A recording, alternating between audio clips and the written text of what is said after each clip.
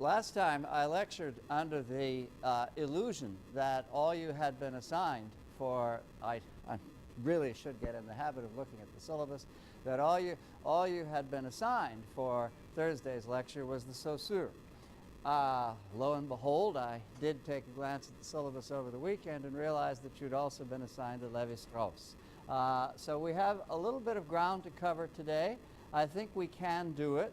I think I want to reserve something like a critique of structuralism for the beginning of Thursday's lecture because it segues very nicely into what we'll have to say about Derrida. I already promised that somehow or another the critique of structuralism just was deconstruction, and I hope to be able to demonstrate that on Thursday. But I do want to get up to the point of launching a critique of structuralism on 2 or 3 grounds, and so I hope to be able to move along fairly quickly today.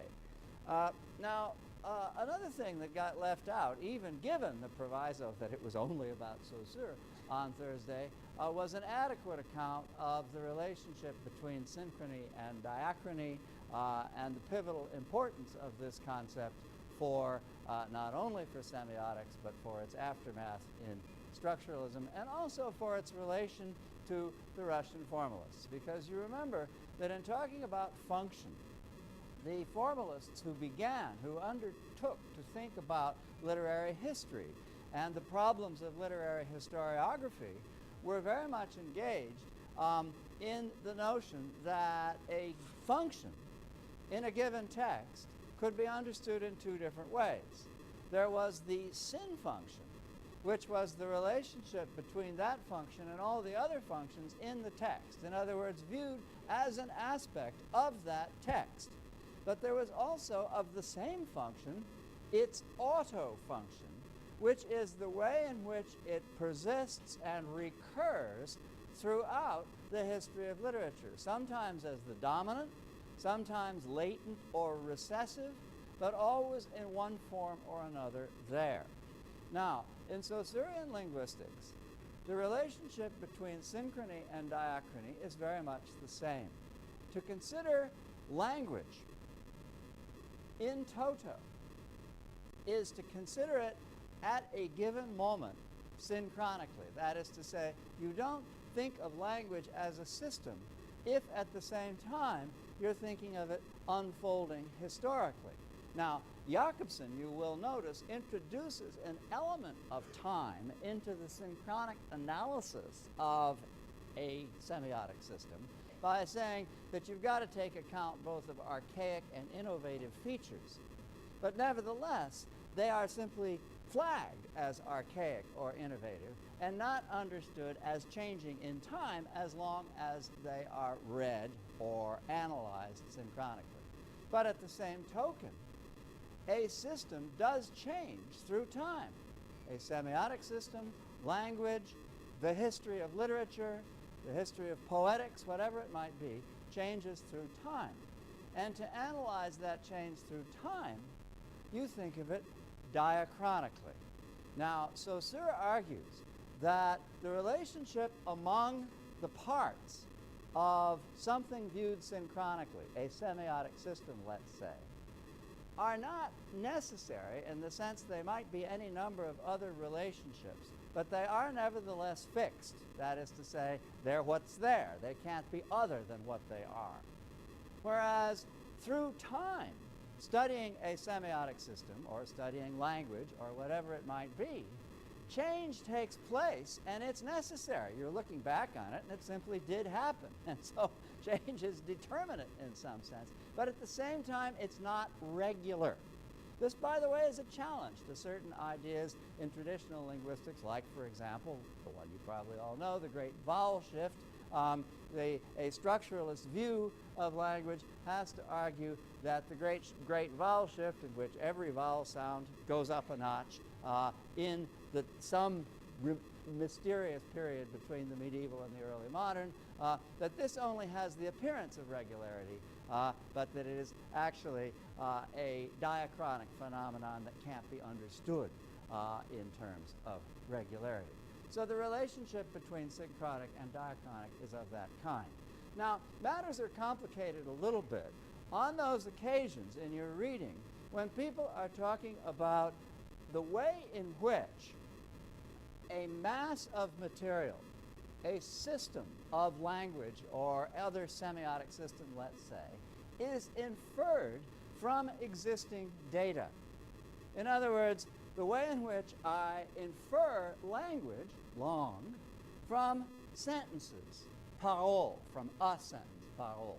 I'm actually concealing from you that, in fact, Saussure uses a third term, langage, to talk about the sum of all sentences. We won't get into that. The way in which language is inferred from parole. Now, language, in other words, is viewed as something in space. That is to say, or as Levi-Strauss calls it, a revertible time, meaning you can go backward and forward within it, but the temporal unfolding is not the important thing about it. So, in space. Whereas parole, speech, unfolds in time. So that parole, because it is temporal, because any speech any of us makes is, in a certain sense, historical. The beginning of the sentence is earlier in history than the end of the sentence. For that reason, there's a relationship between diachrony and the unfolding of parole, or of a sentence, or of an utterance, which is parallel, though at the same time admittedly confusing. One doesn't really want to talk about a sentence as diachronic, but at the same time it does exist on that horizontal axis in which things in a combinatory way unfold in time. All right, so much then for synchrony and diachrony, something we can't get away from. It's in a way the central fact of structuralism, but which I don't think I did adequate justice to at the end of the last lecture. All right, now structuralism. There was an incredible aura about structuralism in the 1960s. It crashed on the shores of the United States, coming in from France, in a way that stunned, amazed, transformed people's lives. People like Kant reading Hume woke up from their dogmatic slumbers, or at least that they felt that that's what they were doing when encountering structuralism. And I mean, to me it happened when I was a graduate student at Harvard, and absolutely nobody else was paying any attention to it at all. At Yale and Johns Hopkins and Cornell and some other people, they were paying attention to it. But at Harvard, I was initiated to structuralism by a bright undergraduate who seemed to be the only person in Cambridge who knew anything about structuralism, and boy, did he know about structuralism, and got me up to speed as quickly as he could. But it was a phenomenon that was transformative intellectually for people in the academic and beyond the academic world all over the country. And of course, it led to, in all sorts of ways, to most of what's been going on in theory ever since. The amazing thing about it is that as a flourishing and undisputed French contribution to literary theory, it lasted 2 years. Because in 1966, at a famous conference, Jacques Derrida, whom we'll be reading on Thursday, blew it out of the water. But at the same time, and I'll come back to that, at the same time, that is, I mean, to say that it really only lasted 2 years simply isn't fair. The lasting contribution of structuralism, as it's indebted to semiotics, but on its own terms at well, is something one still feels and senses throughout literary theory, and the concrete contributions, not all between 1964, when the first structuralist texts were translated in this country, in 1966, when the conference in Baltimore took place, but the lasting concrete contributions are also terribly important. There's a wonderful book called En Racine by Roland Barthes. Those of you interested in French neoclassical theater cannot imagine, if you haven't read it already, reading a more bracing book. There is an essay on a sonnet of Baudelaire, Les Chats, the Cats, written conjointly by Levi-Strauss and Jakobson, an extraordinary performance, which was the model of a good deal else that was done in the Academy during that period. The anthropologist Edmund Leach wrote a structuralist analysis of Genesis in the Bible, And indeed, it's no accident that he writes about Genesis, as I will indicate in a minute and then subsequently. And in addition to all of that, probably the most lasting and rich contributions of the structuralists were in the field that we know as narratology. We'll be taking a look at that when we read Peter Brooks's text in conjunction with Freud a couple of weeks from now.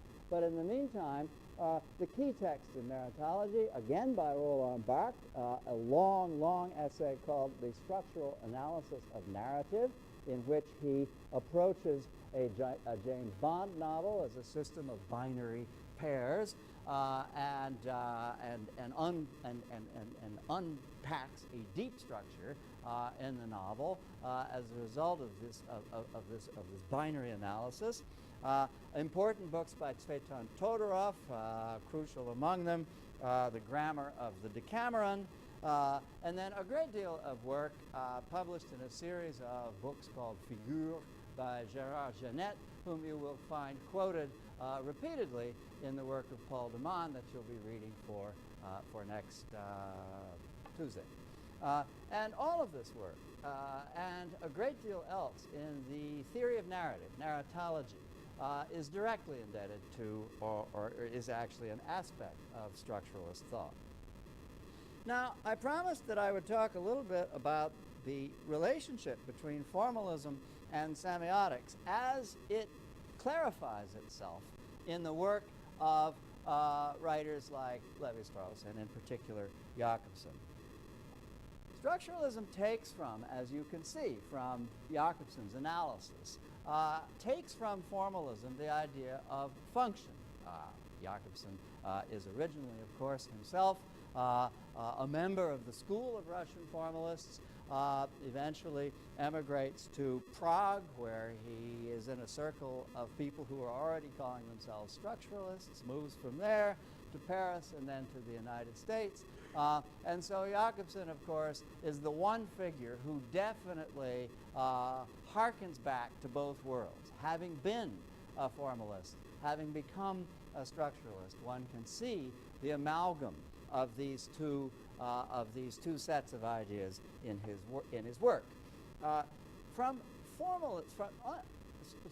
formalism, then, you get the idea of function and the relationship between syn function and auto function, which becomes the relationship between synchrony and diachrony. From semiotics, you get the idea of negative knowledge. That is to say, that in Lévi-Strauss's analysis of the Oedipus myth, for example, the notion that there's no true version, there's no originary version, there's no sort of positive version of the myth of which everything else is a version. You simply know what you know as it is differentiated from the other things that you know. This one of the essential premises of semiotics, which is essential at the same time in structuralism. Now, unlike, because here's where structuralism can be understood as an entity in itself, unlike formalism, structuralism has an ambition with respect to the object, to the nature of the object, which is quite new. And I think that the best way to epitomize that is to turn to an aphorism of Roland Barthes in the essay The Structuralist Activity on page 871, toward the bottom of the right-hand column, where Barthes says, "Structural man takes the real, decomposes it, then recomposes it." This is the moment in which you can see the radical difference between what structuralism is doing and what formalism is doing. Formalism takes the object and it doesn't decompose it. It sees the object as it is. It just breaks it down into its respective functions, showing them dynamically in relationship with each other and as a system of dominance and subordination. All of it understood as the way in which something is made, the way in which it is put together. But there's no question of anything other than the object. Gogol's overcoat, Cervantes' Don Quixote, Sterne's Tristram Shandy.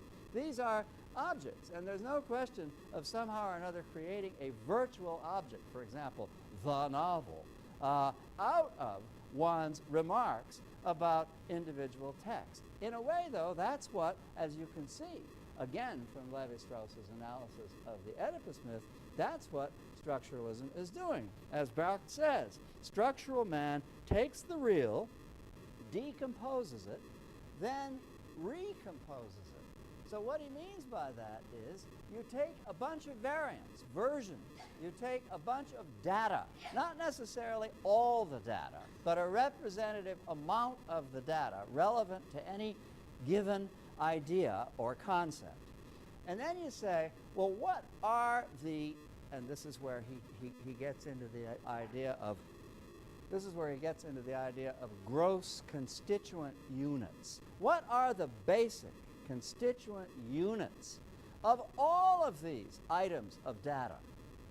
Oh yeah, I see we can put them into a pattern. We'll work on this a little bit in a minute. Yeah, I see how this is working. As a matter of fact, there is a kind of virtual object that I can begin to observe as I organize the data that I garner from all the individual entities or versions that fall under this umbrella. And that's the recomposition, not of any particular object, but of a kind of virtual object which begins to emerge from one's analysis. In the case of Levi-Strauss's text, the meaning of the Oedipus myth. That's the virtual object that structuralist analysis arrives at by arranging, analyzing, and classifying the data that it can get from all the available versions of the Oedipus myth. So structuralism decomposes, but not just for the sake of seeing how something works, like taking apart the parts of an engine. Not just to see how something works, but in order to lend the parts to an analysis of a body of materials that makes it possible to recompose all those parts in a new virtual object. That's what's going on in what Barthes calls the structuralist activity. So quickly, let's take a look at the Levi-Strauss chart, if you want to call it that, of the Oedipus myth, which is on page 864 in your text, and just say a word or two about it. He takes a lot of versions. Let's not trouble ourselves with how many. He doesn't have nearly as many versions, by the way, as he would have if he were studying a North American Indian myth or the sorts of myths that he did study in a variety of versions as an anthropologist, but he has some versions. One of them, by the way, Freud's version. One of them, Sophocles' version, and a variety of versions besides those. And he says, you know, as you look at these various versions, you can see that certain things are basically happening, and they fall into certain discrete categories. We can put them in columns, that is to say, in terms of the way in which they share a common theme, but we can also put those columns in a row so that we can analyze the way in which the columns relate to each other. For example, there's a group of events, happenstances, sort of naming accidents, and so on, that falls into a column called overdetermination of blood relations. That is to say, when Antigone tries to bury her brother and goes to the wall for that in ways that you might find excessive, that's an overdetermination of blood relations. Then you notice that at the same time, there's a series of actions in the myth going all the way back to Oedipus's family history and then down through the history of his offspring and so on, that there's also a series of actions which have to do with the undervaluation of blood relations. You know, people, well, they don't really seem to care as much about blood relations as they should, and as a result of that, bad things happen too. And then there's a column of issues which have to do with the way in which recurrently in all the versions of the myth there seems to be a strange preoccupation with that which is born from the earth. Monsters, the teeth of monsters that are scattered and become the alphabet in the story of Cadmus, and the variety of ways in which heroes have to confront monsters as Oedipus confronts the Sphinx. And all of these monsters are understood as not being born from parents, as being born from two things, but instead as emerging from the earth. They are chthonic or autochthonous, in Levi-Strauss's word.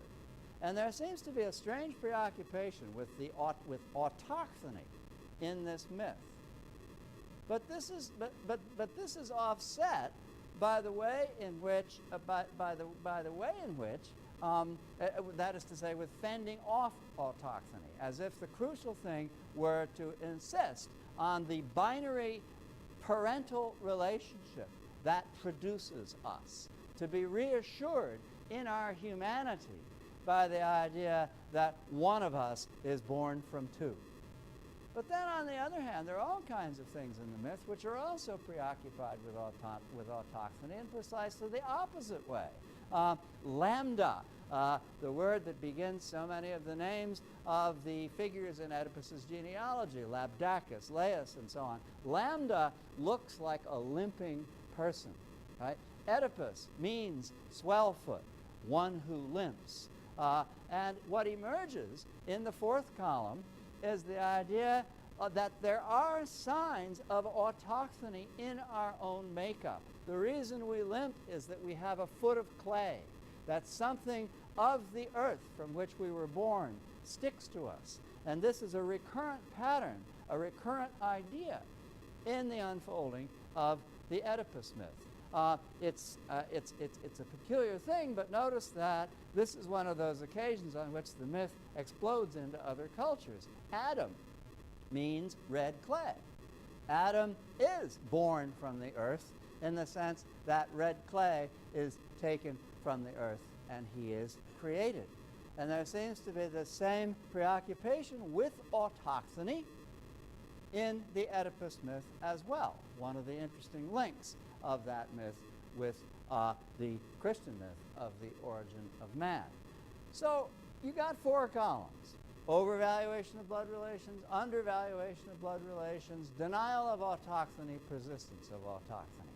All right, I'm going to leave it at that for now, because we'll come back later to see what interesting thing is going on in the way in which these four columns are all about 2 versus 1. That is to say, whether or not we are born from 2 or born from 1. And I want to come back to that in the context of showing that in a certain way, the question whether things come from 2, ideas, for example, come from 2 different things, or whether ideas come from one object, is, after all, this question is itself an allegory of the structuralist activity. That's what structuralism itself is about. And that's what makes it so interesting and even perhaps peculiar that Levi-Strauss is able to find not just any thought in a myth, but the very thinking that he himself is doing about the myth.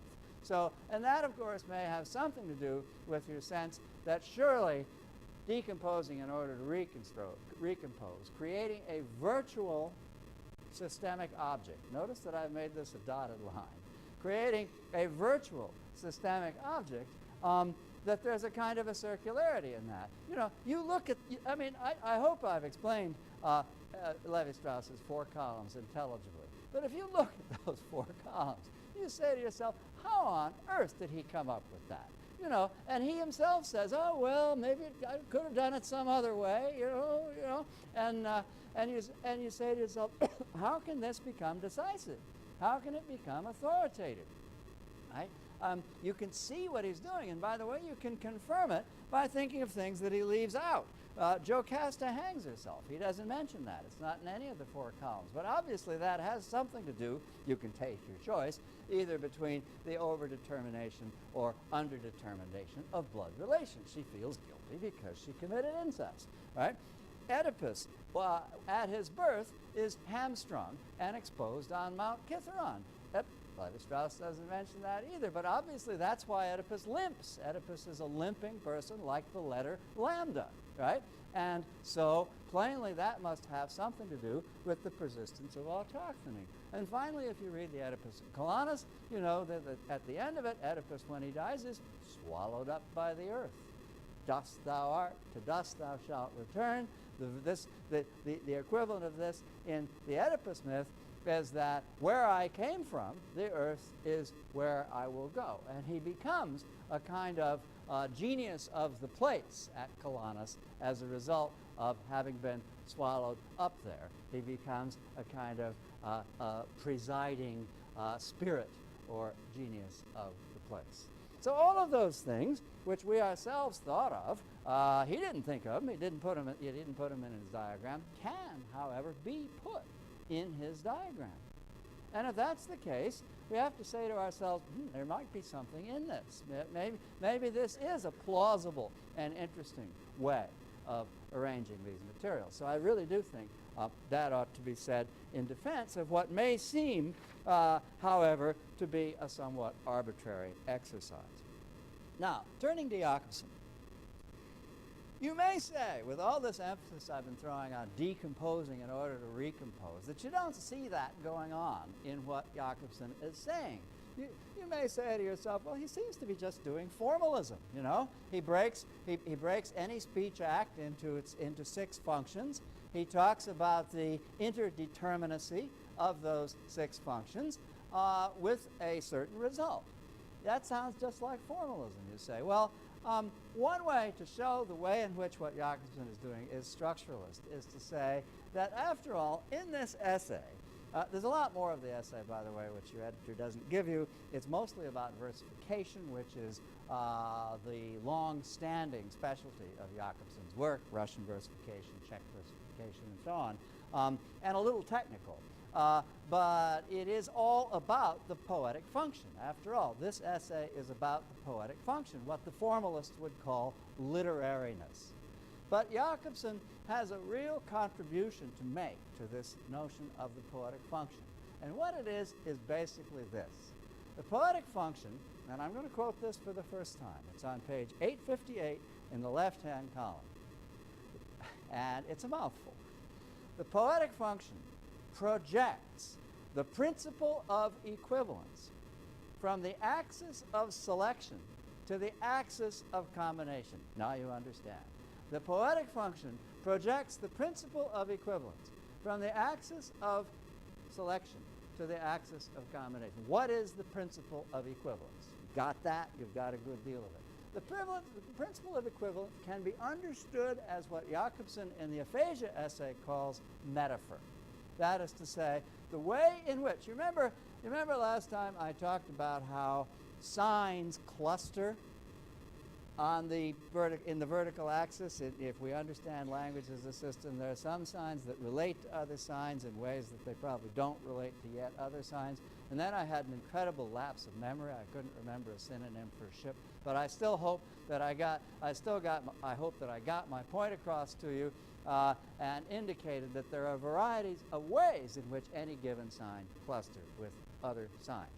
Those ways of clustering are what Jakobson calls the principle of equivalence. What is it? Well, it's the way in which signs either are similar to each other or are dissimilar to each other. If that sounds too vague, maybe it's better not to use language of difference or similarity, but actually to use language of opposition. In other words, the way in which signs are virtually synonymous, or the way in which signs are really and truly opposed to each other. Obviously, it stretches, just as in versification. You don't just have full rhyme, you have slant rhyme. These relationships stretch in varieties of ways of this kind. But the principle of equivalence is the way in which signs understood as phonemes, lexemes, tagmemes, however you want to understand them, the way in which signs are similar or dissimilar. The readiness with which we combine signs of that kind is what a person attending to the poetic function looks for. If the utterance seems to involve a predominance of equivalences of various kinds, then this utterance, which is unfolding on the axis of combination, right, is the result of having projected that principle of equivalence, call it metaphor, call it a principle of similarity or dissimilarity, from the axis of selection, that is to say, that axis, perhaps a virtual one, in which language is a system, to the axis of combination, that real axis, because nobody doubts the existence of speech, that real axis in which language is not a system but has become speech unfolding in time. The principle of the poetic function, however, can be understood then as the metaphorization of what is otherwise metonymic. In other words, if I put together a sentence, what I'm doing is I'm putting words next to each other. And that's what metonymy is. Metonymy is a selection of signs, if you will, that go appropriately next to each other, according to the rules of grammar and syntax, according to the rules of logic, right? But also, perhaps, in the ways in which the rhetorical device of metonymy can be understood. If I say, if I say hut instead of house, I'm using an example actually taken from Jakobson's aphasia essay. If I say hut instead of house, and if I say the hut is small, there is a metonymic relationship implied with houses, shacks, mansions, other sorts of edifice, but which can only really be resolved perhaps by the unfolding of the logic of the sentence, as in when I say the hut is small. And so combinatory processes, borrowing the rhetorical term metonymy as that which is next to each other, are basically metonymic. The available signs to be selected, on the other hand, on the axis of selection, are selected for certain purposes if they are metaphoric.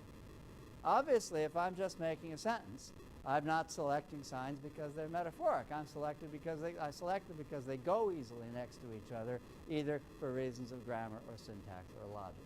Now let's look at Jakobson's 6 functions taken all together. I think this is by no means difficult, and I think that Jakobson's analysis of the 6 functions is just absolutely, totally brilliant. In fact, I think that, I'm so profoundly convinced by what Jakobson says about these 6 functions that I really think there isn't much else to say about an utterance. Obviously, in different registers, there's lots to say. But in the spirit of Jakobsonian analysis, there's no possible complaint you can make about this, except possibly one, which I probably won't get to until next time. But in the meantime, it's just staggeringly effective. And let me use the example of a word, of an expression which is surely as uninteresting. I've groped as much as I could to find the most uninteresting possible expression to show the way in which any utterance whatsoever entails these 6 functions. It is raining. Oh, boy, excitement reigns, as they say. So in any case, let's say that I am an addresser.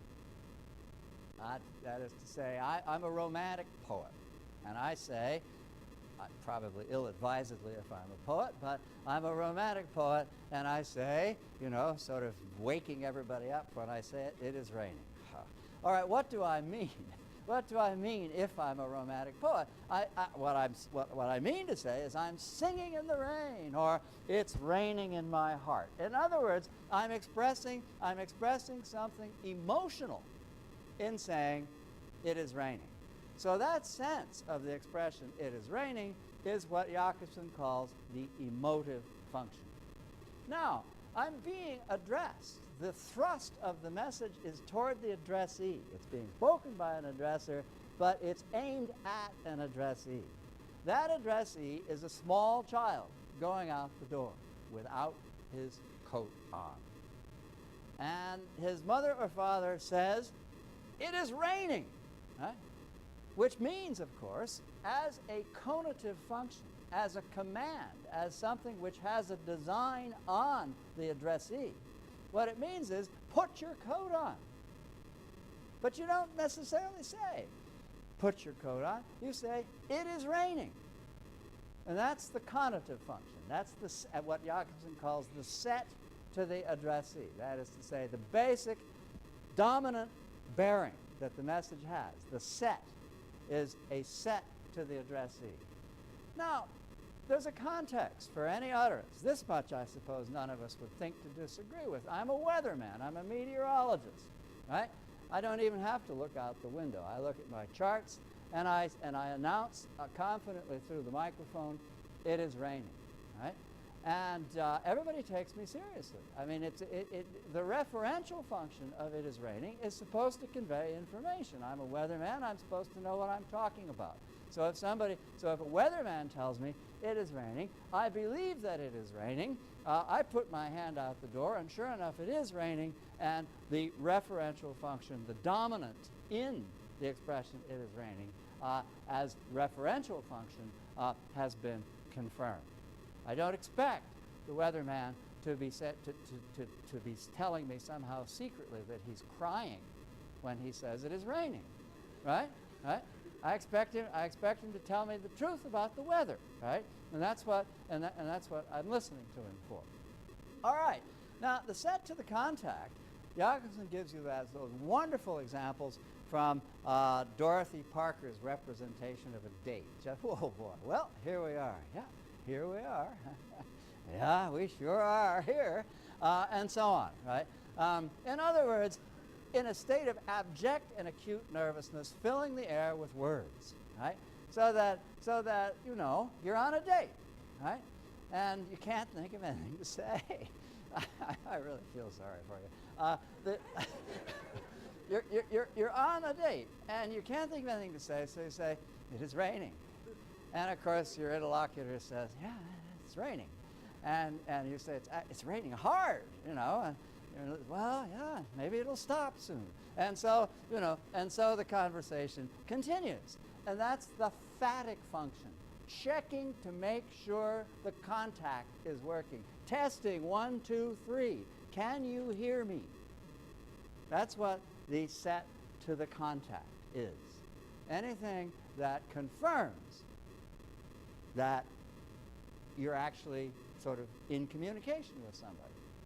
And anything we can say has that component. I mean, if I'm a physicist and I'm going out on a date with another physicist, I say E equals mc squared, And I'm not saying E equals mc squared. I'm filling the air with words. And so once again, it's the set to the contact. And any message in the right context has that function. The set to the code is when we're not sure that we adequately share the code with another person on a given occasion, so that we back away from simply saying things to make sure that what we're saying is clear. In other words, to define them. I say there's a mare in the field. Somebody says, what is a mare? Well, it's a female horse. Well, it's a female horse is the metalingual function. But we're talking about it is raining. This is where it really gets interesting. The most interesting thing about it is raining in terms of these 6 functions is metalingual, because what on earth is it? Right? Somebody tells me it is raining. I say, what? What are you talking about? What is it? I have absolutely no idea what you're saying. I've noticed that other languages have this same weird phenomenon. Il pleut, es regnet. What on earth does any of that mean? What is il? What is es? What is it? Is it God? Is it Jupiter Pluvius? Is it the cloud canopy? Well, it sort of is the cloud canopy, but that's sort of clearly not what's meant by it, right? It is a kind of grammatical and syntactical anomaly which is extremely difficult even for linguists to analyze and to explain. And so that when I try to say it is raining, I can expect the metalingual, if I'm talking to a literalist, of course, I can expect the metalingual function to kick in and, in fact, bite me in the shin. It's no picnic with the metalingual function in mind saying, it is raining. What kind of a definition of it is it's raining? You know? And so problems arise, but they're interesting problems, and they are a function, one of the 6 functions of the expression, it is raining. Poetic function is unfortunately not very interesting. That's the one drawback of this example, but there's still plenty to say. I, and the I in raining, which one can hear, the double I in raining. The monosyllables suggesting, you know, sort of a kind of a quick declaration of something followed by a sense of duration that one always feels when one is aware of rain coming down. It is raining, so that the duration or prolongation of the word has a kind of semantic value indicating to us that this is something ongoing. In other words, a variety of ways in which the poetic function of it is raining can be considered. For the poetic function to be dominant, as I suggested when I said a romantic poet wouldn't be very smart if he or she said it was raining, for the poetic function to be dominant would really be taxing for anyone who wanted to make it so. But it could be. Any function could be the dominant in a certain situation of any given utterance. And so so that then sort of perhaps to suffice as an analysis of Jakobson's understanding of the structure of an utterance. And it has a structure insofar, that is to say a metaphoric as opposed to a metonymic structure, insofar as we observe the presence of some kind of pressure from the axis of selection, the principle of equivalence in the axis of selection, bringing itself to bear on the way in which the combination takes place. It's just incredible that, you know, you say it is raining. What could be more prosaic than it is raining? And all of a sudden you notice that string of eyes, you notice all kinds of other things about it. I mean, it is the way in which the most banal utterance is combined is likely in one form or another, almost unavoidable. I suppose I should use the strong argument and say unavoidably, is likely unavoidably to entail aspects of the poetic function. Where the poetic function is dominant, you have literariness, and that, of course, is the old object of scientific attention of the Russian formalists. But it is refined in a way that I think is structuralist by Jakobson, because he insists on the binary nature of the process of combining elements from the axis of selection if they are equivalent. Binary being same, opposite, similar, dissimilar, and the variety of patterns in which those relations, same, opposite, similar, dissimilar, can be launched into use. Now,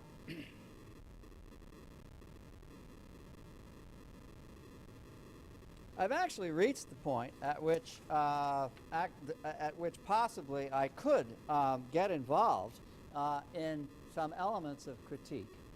And I suppose I'll begin. I may not finish, but we can always carry over into the next lecture. So since we've been talking about Jakobson, let me call your attention to one problem in what seems to me otherwise to be a truly remarkable exercise of thought. And that problem arises on page 858. And he himself recognizes that it's a problem. He acknowledges it's a problem, but he wants to say that he's solved it in saying what he says. It's about 2/3 of the way down the page, and it's about the relationship between the poetic function and the metalingual function, between the set to the message and the set to the code, as he puts it. And this is what he said.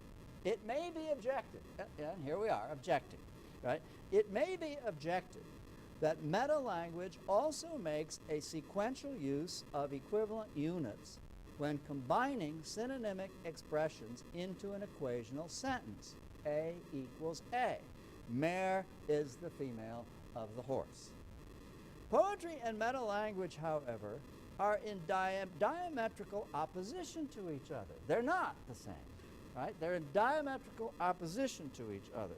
In meta-language, the sequence is used to build an equation. In other words, to prove that two things are that one term can be understood in terms of other terms. The sequence is used to build an equation, whereas in poetry, the equation is used to build a sequence. Okay. Now, in one sense, this is true, obviously. Yes, that is, I know when I'm speaking meta-language, and I know when I'm speaking poetry. Maybe you know it too. But what Jakobson has actually done is he's sort of exposed a structuralist nerve because he has appealed to intention. That is to say, he said, the metalingual expression has one intention, and the poetic expression has another intention. What does that mean? It has a genesis. It has an origin in an intending consciousness. Just as in traditions not structuralist, things have origins in prior causes and not in their structural relationship between two things. In other words, if structuralism is a critique of Genesis, as is the case with Edmund Leach's analysis of the biblical text Genesis, as is the case certainly with Levi-Strauss's understanding of the Oedipus myth from two and not from one. If structuralism is a critique of Genesis, what happens when you have to make a distinction between two entities in your system, the poetic function and the metalingual function, in terms of their genesis? That is to say, in terms of the intention that stands behind them. As I said, the example seems trivial because we're all more than prepared to agree with Jakobson that we know the difference when we see it between the metalingual and the poetic functions. But he's not actually saying we know the difference when we see it. Maybe it would have been better if he had said it. Well, anybody can see what's metalingual and what's poetic. Maybe it would have been better if he had. What he says instead is metalingual is intended to do one thing, poetic is intended to do another thing. That opens, actually, a can of worms about all six functions. I stand here in front of you, and I say it is raining. How do you know what I'm intending, right? Whether I'm nervous and sort of just being phatic, whether I am really unhappy or happy, whether I think you're crazy, it is in fact raining outside and I don't see any coats, whether I am actually sort of just masquerading as an English professor, I'm really a meteorologist. You don't know any of these things. You have to infer an intention, right? And if you infer an intention in order to make these distinctions, how can the structuralist imperative of structure rather than genesis be preserved intact?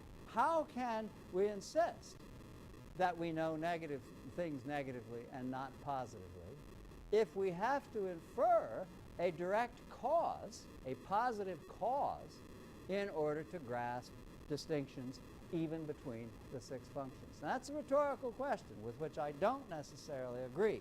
but it is a potential objection that you may wish to explore on your own. Now, the critique of Levi-Strauss I've already hinted at, but there's another aspect of it too.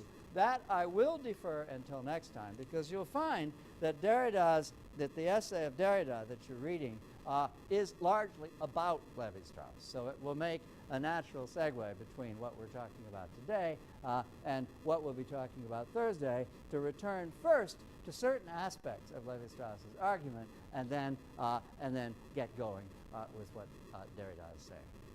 Thank you. See you guys.